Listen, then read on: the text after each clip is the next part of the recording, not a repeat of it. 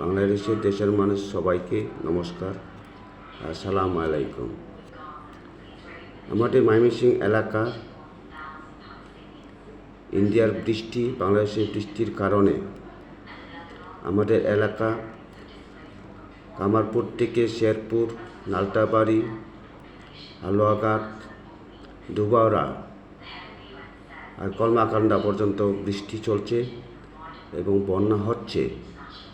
অনেক ঘরবাড়ি না তলিয়েও অনেকই বাড়িতে গলা পানি সমান, অনেক ক্ষয়ক্ষতি হচ্ছে। গরু, বাছুর, ধান ক্ষেত, পুষ্কিনির মাছ সব চলে গেছে।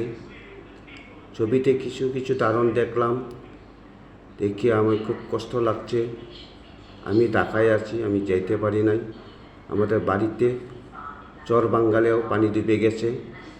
দুপাশে মানুষ অনেক কষ্টে আছে, না খাওয়া না দেওয়া, চুলা জ্বলে না, অনেক বৃষ্টি, কারো ঘরের কারেন্টের খাম্বা পড়ে গেছে, এরকম অবস্থা নাকি হয়েছে, আমি খবর শুনতে পাইলাম।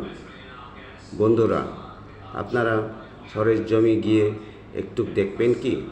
সরকারের দৃষ্টি আকর্ষণ করে বলছি, সরকার যেন যার ক্ষতি হয়েছে তাদের যেন আর্থিক সাহায্য প্রদান করেন। বন্ধুরা, আমাদের বাংলাদেশে বৃষ্টিপাত প্রচুর হয়, এই কারণে আমাদের বন্যা হয়।